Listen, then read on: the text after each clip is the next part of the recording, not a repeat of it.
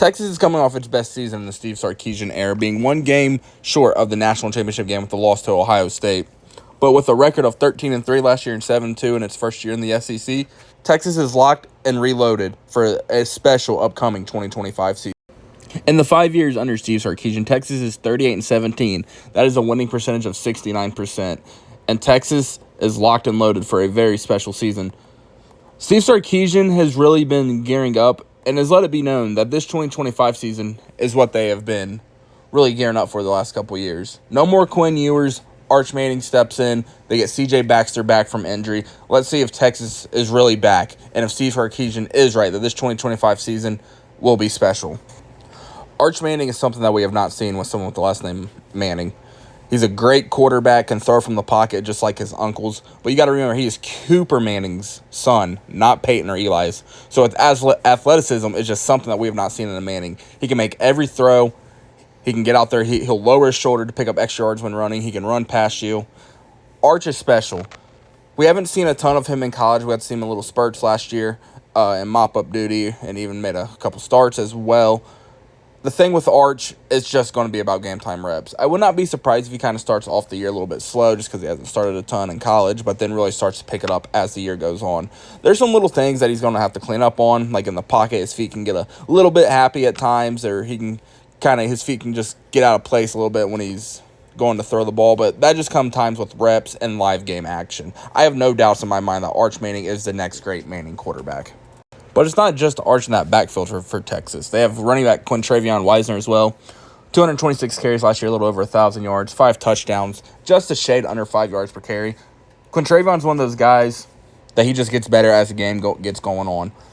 Later in the game, this is the type of running back that you're going to want back there. You got to kill some clock. You got to eat some clock. Quintravion is the type of guy that you can just lean on. He's 6 foot, about 200 pounds, so, he's a bigger back, and it just really fits what him and this next running back are going to be as a duo. C.J. Baxter mixed all of last year with the torn ACL that he unfortunately had in his freshman season.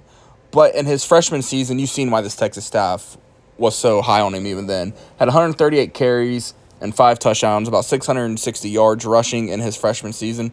C.J. Baxter, I hope he's back and ready to go because he's a fun player. He's another big back at 6'1", about 225 pounds, depending on where you look. C.J. Baxter and Quintravion Wisner are going to be a fun duo back there with Arch Manning. This Texas offense, just like we've seen in the past with Steve Sarkisian offenses, they're going to be a fun watch, man.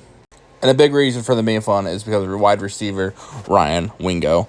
29 catches last year, only 472 yards, only 2 touchdowns. But, man, this guy is a deep threat. Averaged 16 yards per catch, and he's just expected to have a bigger role this year. That's why I kind of wanted to touch on him.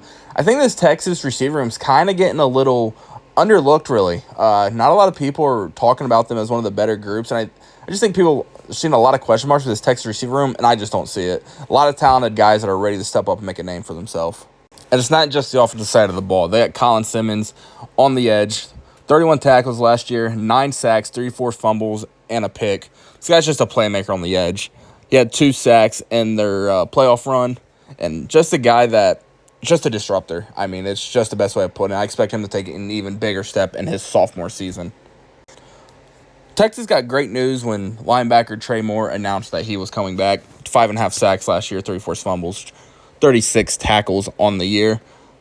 He kind of disappeared in the Ohio State game, to be completely honest. But this guy is an all-around just solid player at linebacker. There were some talks that he could go to the NFL, might even transfer, but that was really never the case. He was always going to go back to Texas and just help solidify that locker room.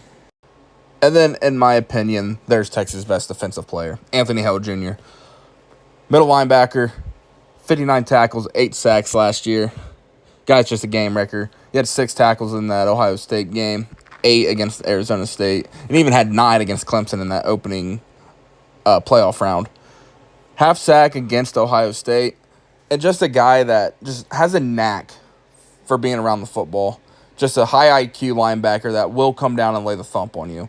Just a very, very quality football player that will definitely be playing on Sundays after this season. And man, oh man, is Arch Manning in for a first start. Let's go ahead and look into Texas's schedule for this upcoming season. First game is at Ohio State. That's a big noon kickoff game. I imagine College Game Day will be there as well. If you can think of a pregame show or anybody associated with college football, they will most certainly be at this game. Get to see Julian Sayin and Arch Manning's first career start to be against each other in I imagine probably the highest rated game all season. And, for college football fans, even if you're a fan of Ohio State and Texas, it's going to be awesome to watch. But just as a neutral when it comes to these two teams, this is what college football is all about, man. Just two high-powered, blue blood programs going at it to kick off the season, and it does not get better than this. Then after the Ohio State game, they take on San Jose State, UTEP, Sam Houston, just three teams that they should blow out, to be quite frank. The Ohio State game, I could see it going either way. I do think Texas does win that game, though, and I think it's a tight, and I would not be surprised if it's a low-scoring game. So I got Texas being 4-0 going to their bye. Then they go to Florida. I am very high on Florida this year, but I think Texas squeaks out another tough victory. And then we get the Red River Shootout, the only thing that we call this beautiful rivalry of just hatred, old-fashioned hatred for Oklahoma, Texas. I think Oklahoma gets their lick back from last year. Oklahoma's defense kept them in that game and then just unraveled in the second half just because their offense was getting nothing against Texas. Oklahoma's reloaded. They got John Mateer, Jaden Ott. I think that will be Texas' first loss. And I think they're 5-1. Take on Kentucky. I think they'll very easily handle Kentucky in Lexington. They're 6-1. Go to Mississippi State. That's a win. 7-1. Vandy's not the old Vandy. They're building their program. They got good players, but Texas steamrolls. I mean, 8-1. Going to the bye, go to Georgia. And, man, that game is going to be fun, isn't it? I think Texas wins. I think they go into Athens and come out 9-1. I think they take care of Arkansas pretty well, 10-1. I won't be surprised if Sam Pittman is fired by then. You're already hearing rumblings of John Gruden and Arkansas being connected. And then we get Texas A&M, Texas. Texas took care of them last year, and I think Texas takes care of them again. So I got a Texas at 11-1 for the regular season. I do have them winning the SEC, and quite frankly, I think Texas is going all the way to the national championship. I'll have a predictions video coming out here very soon, but Texas, to me, this roster is loaded. For the last couple of years, is really for 2025 is what they've been building up to. I think they got the roster to give Arch some time, and their non-conference schedule isn't too tough. So especially after that first, fourth of games going to the bye, it gives Arch 2 weeks to prepare for going into Ben Hill Griffin Stadium. And I just don't see anybody stopping Texas, really. Unless, knock on wood, that we never want to see injuries, but unless they just have a horrible injury bug this year, I don't see nobody stopping Texas. I think their only loss in the regular season is to Oklahoma. I'm just super high on Oklahoma, and I think Oklahoma is going to want to get their get back from last season. This Texas team's legit, man. Winning the SEC, going all the way to the national championship. I won't say if I have them winning or not. That will be in a different video, but I see Texas. I hate saying this, but I see Texas pretty much steamrolling to the national championship. As always, thank you for watching. Please like, subscribe, and turn on post notifications. And let me know down in the comments, what do you think Texas's final record will be? And who do you think their losses will be? And do you have them winning the SEC championship as well?